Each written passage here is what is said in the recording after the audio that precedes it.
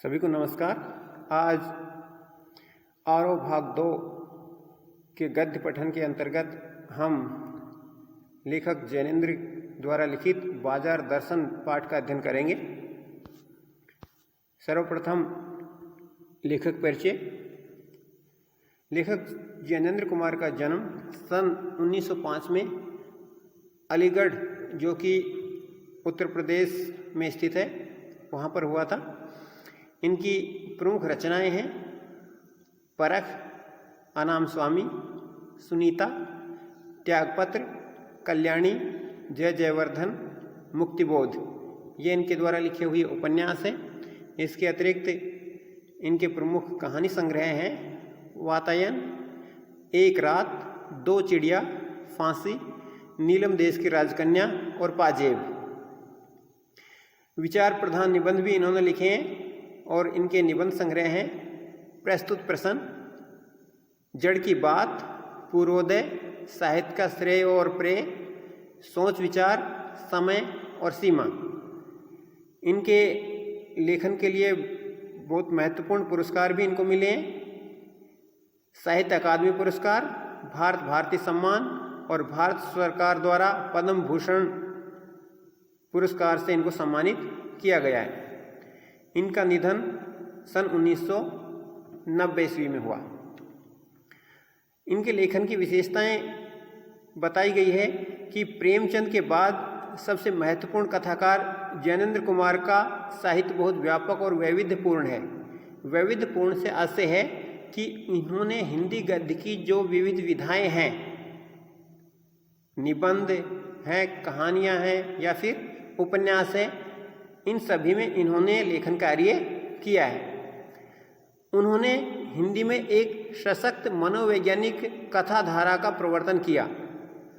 मनोवैज्ञानिक कथाधारा से आशय है ऐसी कहानियों की शुरुआत की जो किसी न किसी मनोवैज्ञानिक सत्य का उद्घाटन करती है। परख और सुनीता के बाद 1937 में प्रकाशित त्यागपत्र में ने इन्हें मनोवैज्ञानिक उपन्यासकार के रूप में प्रभुत प्रतिष्ठा दिलाई।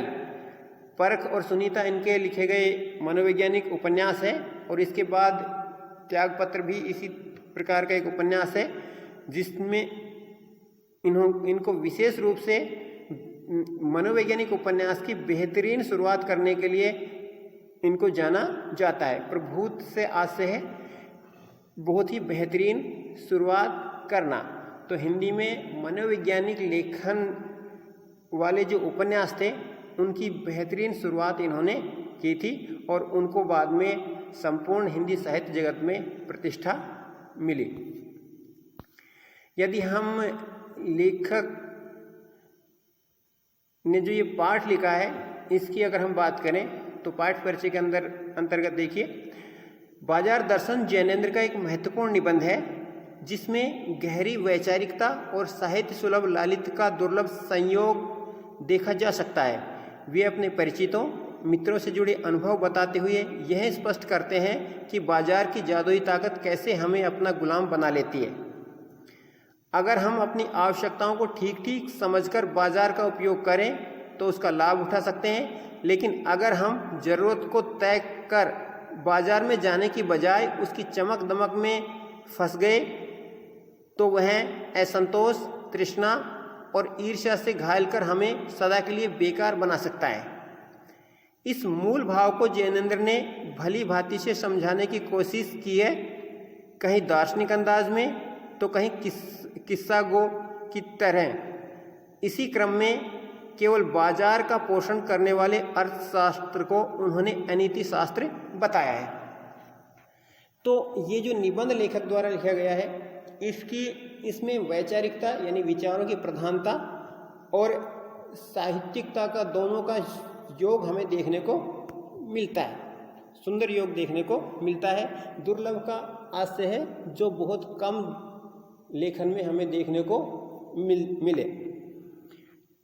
लेखक ने अपने जो परिचित मित्र हैं उनसे जुड़े अनुभवों को इस निबंध में स्थान दिया है और उसी अनुभव के आधार पर बताया है कि बाजार में एक जादू है और वो जादू हमें अपनी तरफ आकर्षित करके हमें अपना गुलाम बना लेता है, हमें अपना दास है वो बना लेता है। और ये तब होता है जब हम बाज़ार जाएं और हमें ये नहीं पता हो कि वास्तव में हमें किन किन चीज़ों की ज़रूरत है। हम बाज़ार का लाभ तभी उठा सकते हैं जब बाज़ार जाने से पूर्व हम इस बात को तय कर लें कि बाज़ार हम किस लिए जा रहे हैं और किन चीज़ों की हमें ज़रूरत है, जिसकी पूर्ति के लिए हम बाज़ार जा रहे हैं। लेकिन यदि आपने ये तय नहीं किया है, यदि आप ये सुनिश्चित नहीं है कि बाज़ार से आपको क्या लेके आना है, तो बाज़ार जाने के बाद आप उसकी चमक दमक, उसके आकर्षण में ऐसे फंस जाते हैं कि आपको बहुत सारी गैर ज़रूरी चीज़ें, अनावश्यक चीज़ें भी आप खरीद कर ले आते हैं। और क्यों ले आते हैं? क्योंकि बाज़ार जाने के बाद बाज़ार की चमक दमक, बाज़ार के आकर्षण को देखकर आपके अंदर असंतोष उत्पन्न होता है। असंतोष से आशय है कि आपको लगता है कि मेरे पास जो चीज़ें हैं वो पर्याप्त नहीं है, आप उससे संतुष्ट नहीं है। या फिर तृष्णा का भाव, इच्छाओं का भाव आपके अंदर जगता है कि आपको और चीज़ें चाहिए, आपकी और ज़रूरतें हैं, आपकी इच्छा है वो बढ़ती ही जाती है। या फिर तीसरा एक और नकारात्मक भाव आप में जगेगा और वो भाव है ईर्ष्या का, जिससे आपको लगेगा कि जो आपके पास है उससे अधिक दूसरे लोगों के पास है। आपके आस पड़ोस में रहने वाले लोग, आपके मित्र, आपके रिश्तेदारों के पास उससे अधिक चीज़ें हैं और इसी कारण आपके अंदर एक जलन का, एक ईर्ष्या का भाव उत्पन्न होगा कि वो चीज़ें आपके पास भी होनी चाहिए। इस कारण से आप अनावश्यक चीज़ों को बाज़ार में जाकर ले आते हैं। कहता है अगर ये चीज़ें हैं, ये भाव आपके अंदर है असंतोष, तृष्णा और ईर्ष्या का, तो आप लगातार इसके दास बनते चले जाएंगे और आप बेकार हो जाएंगे। कवि, लेखक आगे कहता है कि यदि आपको एक अच्छा उपभोक्ता बनना है तो आपको ये समझने की ज़रूरत है कि बाज़ार जाने से पूर्व आपको कौन कौन सी चीज़ें और किस मात्रा में खरीदनी है। इसी बात को समझाने के लिए लेखक ने कहीं कहीं दार्शनिक अंदाज में अपनी बात को कहा है, तो कहीं कहीं एक कथा शैली में, एक संवाद की शैली में बात को समझाने की कोशिश की है। किस्सा गोई जो शैली की हम बात करते हैं वो है संवाद के माध्यम से बात को कहना, कथा के माध्यम से बात को कहना। इसी क्रम में लेखक का मानना है कि यदि वर्तमान समय में एक उपभोक्ता के नाते आप बाजार का पोषण करते हैं तो ऐसा जो अर्थशास्त्र है वो वास्तव में अनीति शास्त्र है, यानी नैतिकता की दृष्टि से एक अनुचित शास्त्र है। और क्यों लेखक इसको अनुचित मानता है?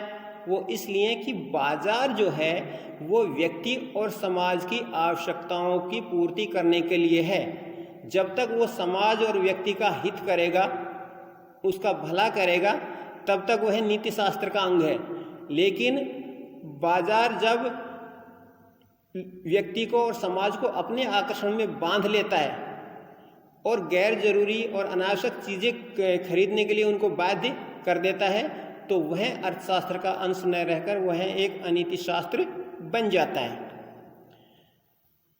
अब दो अनुमिति में हम इस पाठ का अध्ययन करेंगे और पहला जो भाग है वह शुरुआत जो एक बार की बात से लेकर और शून्य हो जाएगा तक का अंश हम पहले पढ़ेंगे।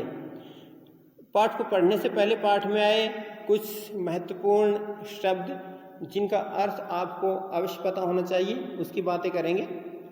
तो शब्द छवि के अंदर हम देखते हैं एक शब्द है जिसका प्रयोग निबंध में किया गया है, वो है परचेजिंग पावर। इंग्लिश का शब्द है, अंग्रेजी का शब्द है, आप जानते हैं, जिसका अर्थ होता है खरीदने की शक्ति। असबाब का आशय होता है सामान।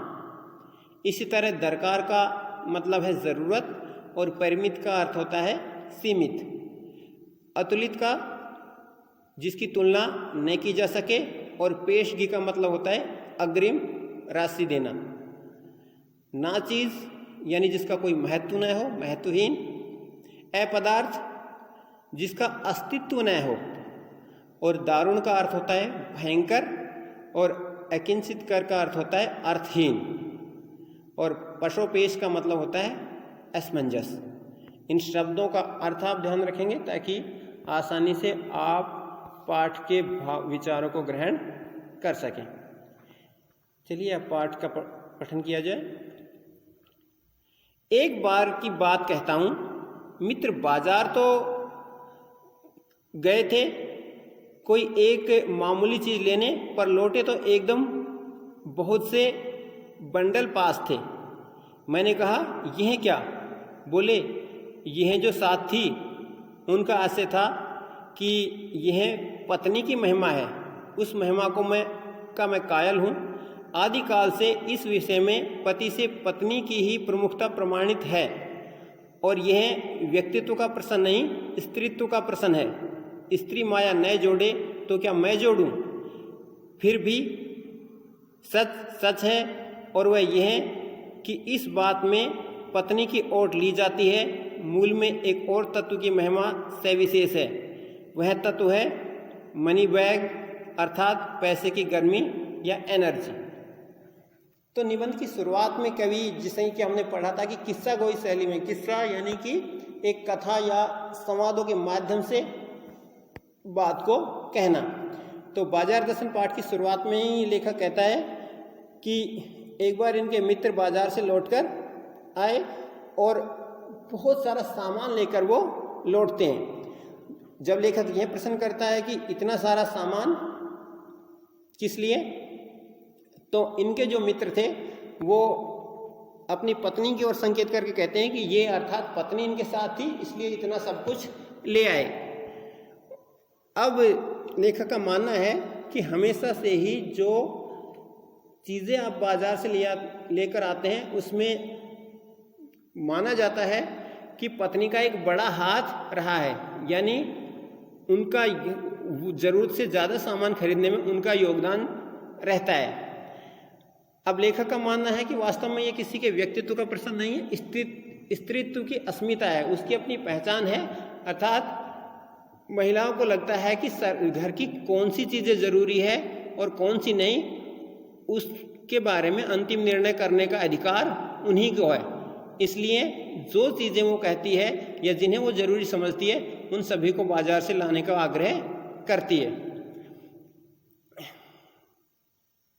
लेकिन वास्तव में देखा जाए तो पुरुष अपनी चाह को छिपाने के लिए स्त्रियों का सहारा लेता है। वह स्वयं भी उन चीज़ों को खरीदना चाहता है जो वास्तव में ज़रूरी न हो, लेकिन अपनी इस इच्छा को, अपनी इस चाह को छिपाते हुए वह इसके लिए महिलाओं को या स्त्रियों को ही उत्तरदायी ठहरा देता है। कहता है इसके अलावा भी एक महत्वपूर्ण तत्व है जो हमें चीज़ों को अधिकाधिक खरीदने के लिए प्रेरित करता है, और वह है बताया मनी बैग, यानी कि पैसे की गर्मी या एनर्जी, जिसका आशय है कि यदि आपके पास अधिक पैसे होंगे तो आप अधिक चीज़ों को बाजार से खरीदोगे। पैसा पावर है, पर उसके सबूत में आसपास टालमाल न जमा हो तो क्या वह खाक पावर है? पैसे को देखने के लिए बैंक हिसाब देखिए, पर पाल असबाब मकान कोठी तो अनदेखे भी दिखते हैं। पैसे की उस परचेजिंग पावर के प्रयोग में ही पावर का रस है। लेकिन नहीं, लोग संयमी भी होते हैं। वे फिजूल सामान को फिजूल समझते हैं। वे पैसा बहाते नहीं हैं और बुद्धिमान होते हैं। बुद्धि और संयम पूर्वक वह पैसे को जोड़ते जाते हैं। वह पैसे की पावर को इतना निश्चय समझते हैं कि उसके प्रयोग की परीक्षा उन्हें दरकार नहीं है। बस खुद पैसे के जुड़ा होने पर उनका मन गर्व से भरा फूला रहता है। अब दो प्रकार के विचारों वाले व्यक्तियों के बारे में लेखक बता रहा है कि पैसे में पावर है, किसी सामान को क्रय करने की, खरीदने की शक्ति उसमें निहित है। और इसी बात को प्रमाणित करने के लिए, इसी बात का सबूत देने के लिए व्यक्ति है वो नई नई चीज़ें खरीदता रहता है, नए नए सामान, असबाब शब्द छवि के अंतर्गत आया था, नए नए सामान है वो खरीदते रहता है। मकान, कोठी, गाड़ी, बंगले, ये सारे के सारी चीज़ें पैसे से खरीद कर वो अपने पैसे की जो परचेजिंग पावर है, खरीदने की जो शक्ति है, उसको वो दिखाना चाहते हैं। लेकिन दूसरे विचारों के जो लोग होते हैं वो कहते हैं उनमें इतना संयम होता है कि वो फिजूल या व्यर्थ में पैसों को खर्च नहीं करते और संयम से अपना जीवन बिताते हैं। वे इतना मानते हैं कि पैसा व्यक्ति के पास होना चाहिए, लेकिन अनावश्यक चीज़ें खरीद कर उसको व्यर्थ में खर्च करने की इच्छा उनकी बिल्कुल भी नहीं होती। इसकी वो ज़रूरत महसूस नहीं करते कि व्यर्थ के सामान खरीदकर पैसे को व्यर्थ में बहाया जाए। दरकार जो शब्द आया है इसका आज से होता है ज़रूरत। बस वो अपने पैसे को संचित करते रहते हैं और उससे जुड़ा होने पर ही अपने मन में गर्व का अनुभव करते रहते हैं। मैंने कहा यह कितना सामान ले आए? मित्र ने सामने मनी बैग फैला दिया और कहा यह देखिए सब उड़ गया, अब तो रेल टिकट के लिए भी जो बचाओ। मैंने तब तय माना कि और पैसा होता और सामान आता। यह सामान ज़रूरत की तरफ देखकर नहीं आया, अपनी परचेजिंग पावर के अनुपात में आया है। लेकिन ठहरिए, इस सिलसिले में एक और भी महत्व का तत्व है जिसे नहीं भूलना चाहिए। उसका भी इस कर्तव्य में बहुत कुछ हाथ है। वह महत्व है बाजार। फिर लेखक अपने मित्र से पूछता है कि इतना सामान जिनकी लेखक को लगता है कि ज़रूरत नहीं थी और फिर भी वो इतना सामान बाजार जाकर ले आए।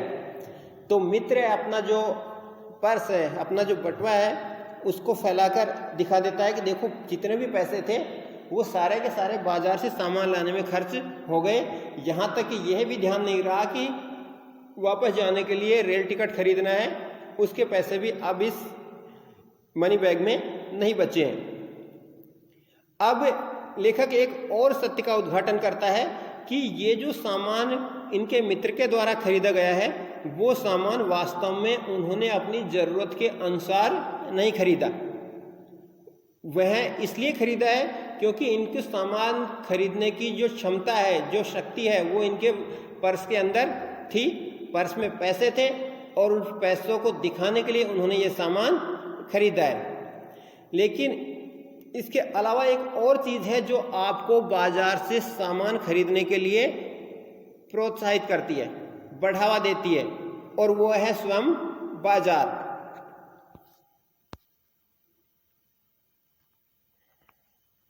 मैंने कहा यह इतना कुछ नाहक ले आए। मित्र बोले कुछ न पूछो, बाजार है कि शैतान का जाल है। ऐसा सजा सजा कर माल रखते हैं कि बेहयाई ही हो जो न फंसे। मैंने मन में कहा ठीक, बाजार आमंत्रित करता है कि आओ मुझे लूटो और लूटो, सब भूल जाओ, मुझे देखो, मेरा रूप और किसके लिए है, मैं तुम्हारे लिए हूँ। नहीं कुछ चाहते हो तो भी देखने में क्या हर्ज है, अजी आओ भी। इस आमंत्रण में यह खूबी है कि आग्रह नहीं है, आग्रह तिरस्कार जगाता है। लेकिन ऊंचे बाजार का आमंत्रण मूक होता है और उससे चाह जगती है, चाह मतलब अभाव।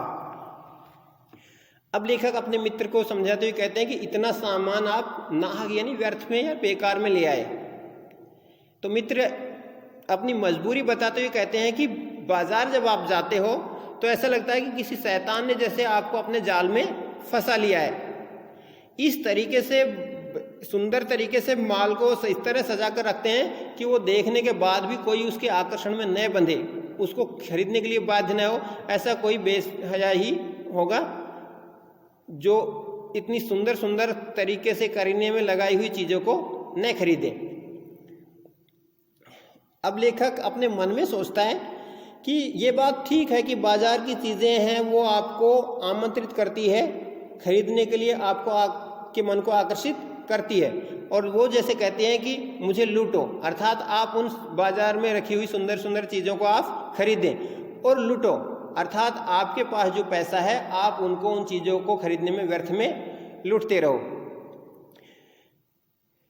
और कहता है कि आकर्षण ऐसा कि जैसे वो लगते हैं कि सब कुछ भूल जाइए, उपभोक्ता सब कुछ भूलकर सिर्फ उन चीज़ों की सुंदरता को देखें और उनके आकर्षण में फंसकर उनको खरीदता रहे।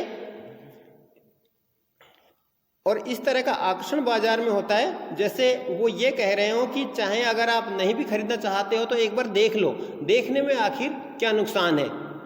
लेकिन आप जानते हैं कि देखने से हमारे अंदर इच्छाएं उत्पन्न होती है, और जब आपके अंदर इच्छाएं उत्पन्न होगी तो आप उसकी पूर्ति करने के लिए उस सामान के आकर्षण में फंसकर उसको खरीद ही लेते हो।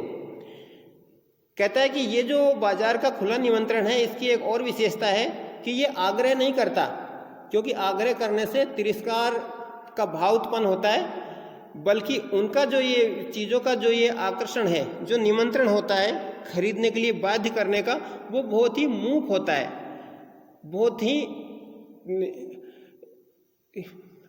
उसमें कोई आवाज़ नहीं होती, वो चुपके से आपको खरीदने के लिए बाध्य कर देता है और उससे चाह जगती है, और चाह का मतलब होता है अभाव, जिसकी हम अभी बात कर रहे थे।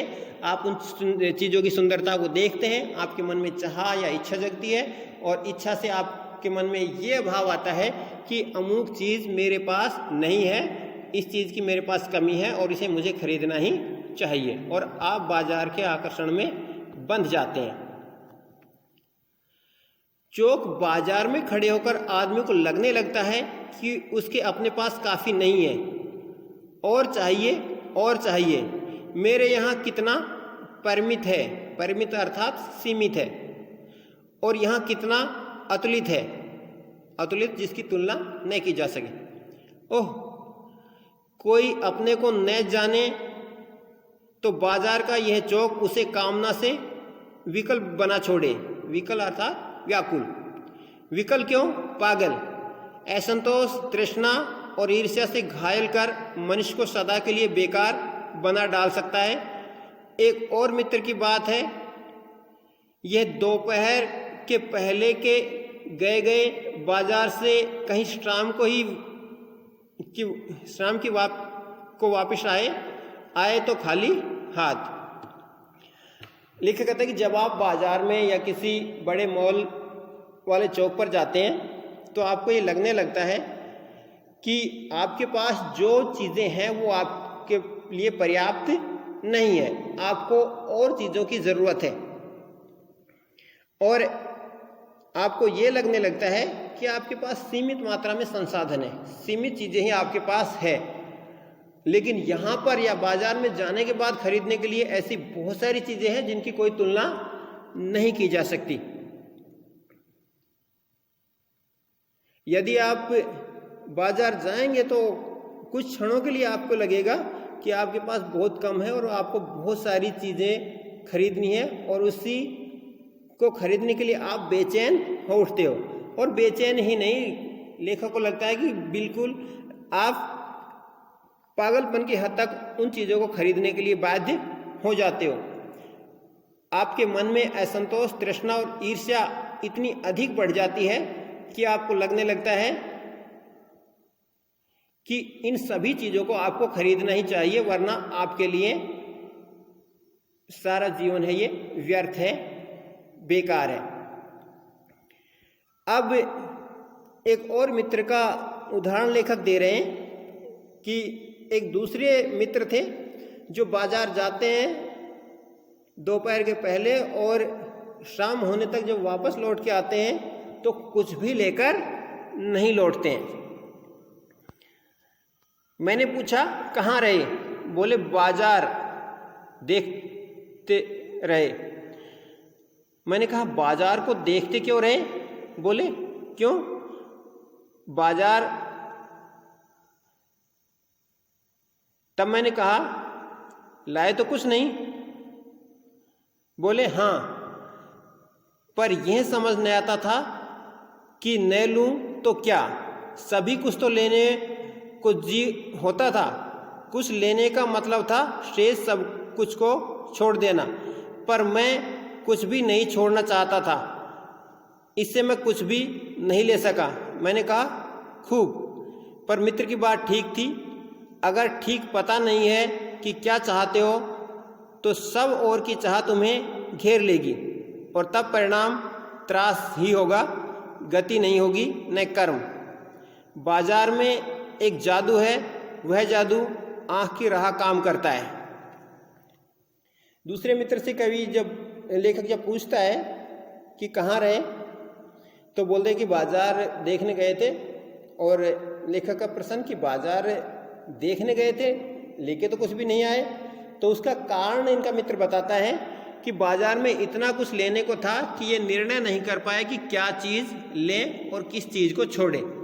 अगर एक चीज़ या कुछ चीज़ें लेने का अर्थ ये था कि शेष सारी चीज़ों को छोड़ना पड़ेगा, और चूंकि इसका वो निर्णय नहीं कर पाए इसलिए कुछ भी लेकर नहीं आए।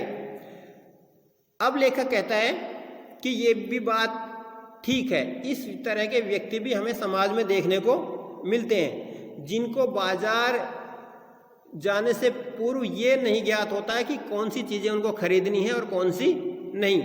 तो उस अनिर्णय की स्थिति के कारण वो कुछ भी लेकर नहीं आते। और ये इसलिए होता है क्योंकि जब आप बिना कोई निर्णय किए हुए बाजार जाते हो तो आपको बहुत सारी इच्छाएं घेर लेती है और उसके कारण आपको दुखी होता है, और उस दुख के कारण आप अनिर्णय की स्थिति में अंत तक बने रहते हैं। लेखक आगे कह रहा है कि बाजार में एक जादू है, जिस तरह जादू हमें अपनी तरफ खींचता है, हमारे मन को आकर्षित करता है, वैसे ही बाजार में भी एक जादू होता है, और वह जादू आँखों के रास्ते हमारे मन को आकर्षित करता है। हम उन चीज़ों को देखते हैं, उनके सौंदर्य को अनुभूत करते हैं और उनकी तरफ खींचे चले जाते हैं।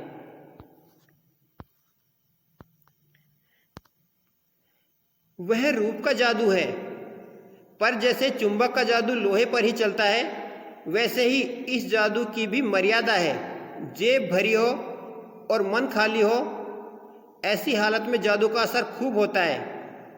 जेब खाली पर मन भरा न हो तो भी जादू चल जाएगा। मन खाली है तो बाजार की अनेकानेक चीज़ों का निमंत्रण उस तक पहुंच जाएगा। कही हुई उस वक्त जेब भरी, तब तो फिर वह मन किसकी मानने वाला है। मालूम होता है यह भी लूं और वह भी लूं। कहता है ये बाजार में चीज़ों का जो रूप होता है वो इतना सुंदर होता है कि वो प्रत्येक व्यक्ति को अपनी तरफ खींचता है, और लेकिन उनके खींचने की अपनी सीमा है। जिस तरीके से लेखक उदाहरण दे रहा है कि जिस तरह जब आपको पता है कि चुंबक है, उसकी विशेषता है कि वो लोहे की चीज़ों को ही अपनी तरफ आकर्षित करता है या अपनी तरफ खींच सकता है, ऐसे ही बाजार का जो ये जादू है उसकी भी अपनी एक सीमा है, और वह यह है कि जब आपकी जेब भरी हो, अर्थात आपकी जेब में बहुत सारा पैसा हो और आपके मन में खालीपन हो। मन के खालीपन से आशय है आपके मन के अंदर बहुत अधिक चाह और इच्छाएं हैं, तृष्णाएं हैं, नई नई चीज़ें आप बाजार से खरीदना चाहते हैं, तो निश्चित रूप से बाजार का जादू आप पर गहरा असर करता है और आप बहुत सारी चीज़ें खरीद के लाते हैं, चाहे वो आपके लिए ज़रूरी हो या न हो। लेकिन यदि आप जेब खाली पर मन भरा न हो तो भी जादू चल जाएगा। जेब खाली से आशय है कि आपके पास पैसा नहीं है, लेकिन आपके मन के अंदर भी इच्छाएं हैं चीज़ों को खरीदने की, तब भी बाजार का जादू आपको चलेगा। और वर्तमान समय में आप देखते हो कि आपके पास पैसे नहीं है, लेकिन बहुत सारे क्रेडिट कार्ड लोग इस्तेमाल करते हैं। उनके पास पैसे नहीं होते, लेकिन क्रेडिट कार्ड इस्तेमाल करके वो चीज़ों को खरीद लेते हैं। अर्थात भले ही उनके पास पैसे नहीं है, लेकिन उनके मन की चाह, उनके मन की इच्छाएं बहुत अधिक है, उनका मन है वो खाली है, इसलिए पैसे न होते हुए भी वो चीज़ों को खरीद लेते हैं और बाजार का जो ये जादू है उन पर काम करने लगता है। मन खाली है तो बाजार की अनेक चीज़ों का निमंत्रण उस तक पहुंच जाएगा। उस वक्त जेब भरी तब तो फिर वह मानने वाला किसी की नहीं होता। और ऐसे समय में यदि किसी के पास पैसा भी हो तो वह किसी के रोके नहीं रुकेगा और बाजार से चीज़ें खरीदता ही रहेगा। उनको लगेगा कि हर चीज़ को वो खरीद डाले। उनको मन कहेगा कि ये चीज़ भी ले लूँ या और वो चीज़ भी ले लूँ जो उनको दिखाई देती है।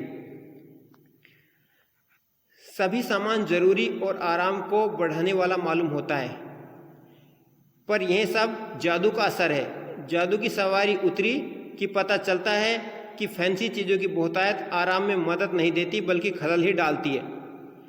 थोड़ी देर को स्वाभिमान को जरूर सेक मिल जाता है, पर इससे अभिमान की गिल्टी की और खुराक ही मिलती है। जकड़ रेशमी डोरी की हो तो रेशम के स्पर्श के मुलायम के कारण क्या वह कम जकड़ होगी?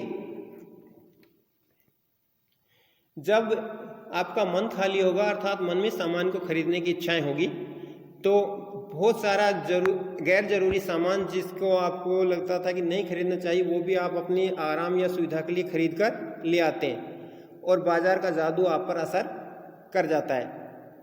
लेकिन जब ये जादू आप से उतरता है तब आपको महसूस होता है कि आप जिन चीज़ों को खरीद के लाए वो आपके आराम को बढ़ाने के बजाय उसमें बाधा उत्पन्न कर रही है। बहुतायत से आशय है अधिक मात्रा में और खलल डालती है का मतलब बाधा उत्पन्न करती है।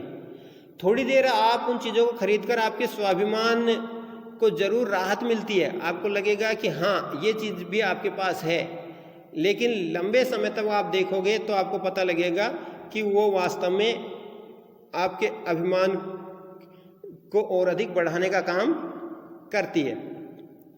उदाहरण देकर लेखक बताता है कि यदि आपको रेशम की डोरी से बांध दिया जाए तो ऐसा नहीं है कि रेशम की डोरी से बंधने के बाद उसके स्पर्श से आपको सुखद अनुभूति होगी। चाहे जकड़ हो वो किसी भी चीज़ की हो, वो आपको राहत पहुंचाने के बजाय आपके लिए बाधा कारक ही होती है। इसी तरह बाजार में जो ये चीज़ें हैं और ज़रूरत से अधिक आपने खरीदी है वो आपको आराम देने की बजाय आपके जीवन में खलल डालने का या व्यवधान डालने का काम ही करती है। यह उस जादू की जकड़ से बचने का एक सीधा सा उपाय है। वह यह कि बाजार जाओ तो मन खाली न हो, मन खाली हो तब बाजार न जाओ। कहते हैं लू में जाना हो तो पानी पीकर जाना चाहिए। पानी भीतर हो लूपन व्यर्थ हो जाता है। मन लक्ष्य भरा हो तो बाजार भी फैला ही रह जाएगा। तब ये घाव बिल्कुल नहीं दे सकेगा बल्कि कुछ आनंद ही देगा। तब बाजार तुमसे कृतार्थ होगा क्योंकि तुम कुछ न कुछ सच्चा लाभ उसे दोगे। बाजार की असली कृतार्थता है आवश्यकता के समय काम आना। यहाँ एक अंतर चिन्ह लेना बहुत जरूरी है। मन खाली नहीं रहना चाहिए, इसका मतलब यह नहीं है कि वह मन बंद रहना चाहिए। जो बंद हो जाएगा वह शून्य हो जाएगा। अब लेखक बताता है कि तो कौन सा उपाय है जिसके द्वारा आप बाजार जाएं लेकिन बाजार के आकर्षण में फंसे नहीं, अनावश्यक चीज़ें आप बाजार से खरीदकर न लाएं। उसका एक सीधा सा उपाय लेखक बताते हैं कि जब भी आप बाजार जाओ तो आपका मन खाली न हो। मन खाली न हो का अर्थ है कि अनावश्यक चीज़ें खरीदने की इच्छाएं आपके मन में न हो। बाजार जाओ तो आपको इस बात की सही और सटीक जानकारी हो कि आप किस प्रयोजन से बाजार जा रहे हो, कौन सी जरूरी चीज़ें आपको बाजार से खरीद कर लानी है और कौन सी नहीं लेके आनी। उदाहरण देकर लेखक बता रहे हैं कि जैसे माना जाता है कि गर्मी के समय में आपको घर से बाहर निकलना है तो गर्म हवाएं जो होती हैं, लू, वो लगने की संभावना रहती है। तो परंपरागत रूप से बताया जाता है कि यदि आप घर से पानी पीकर चलेंगे तो लू का प्रभाव आप पर नहीं पड़ेगा, उसकी तपन आपको महसूस नहीं होगी और लू की जो गर्मी है, उसकी जो उष्णता है वो बेकार हो जाएगी। ठीक उसी तरह लेखक का मानना है कि जब आप बाजार जाओ तो अपनी उन व्यर्थ की इच्छाओं को सीमित करके जाइए, मन को भरा हुआ करके ही बाजार जाइए, तब बाजार का आकर्षण या बाजार का जादू आप पर असर नहीं करेगा। तब बाजार आपको बिल्कुल भी पीड़ा नहीं देगा और आप बाजार के सौंदर्य का आनंद उठाएंगे, आप उसके आकर्षण में फंसेंगे नहीं। तब बाजार तुमसे कृतार्थ होगा, हितकारी होगा, क्योंकि तुम कुछ न कुछ सच्चा लाभ उसे दोगे। और सच्चा लाभ से आशय है कि बाजार व्यक्ति की और समाज की ज़रूरतों को पूरा करने के लिए होना चाहिए। जब तुम्हारा मन भरा होगा और तुम बाजार जाओगे तो वही बाजार वास्तव में तुम्हारे लिए हितकारी होगा। बाजार की असली कृतार्थता आवश्यकता है। बाजार इसलिए है कि वह जरूरत के समय लोगों के काम आए। इस चीज़ को हर व्यक्ति को बाजार जाने से पहले समझना चाहिए। यदि इस बात की अनुभूति वो कर लेंगे कि कौन सी सामान लेने के लिए, कौन कौन सी चीज़ें लेने के लिए वह बाजार जा रहा है, तो बाजार को वो वास्तविक पहचान दे पाएगा। दूसरा, इस बात को भी गहराई से समझना चाहिए कि कभी भी बाजार जाते समय मन में खालीपन नहीं रखना चाहिए।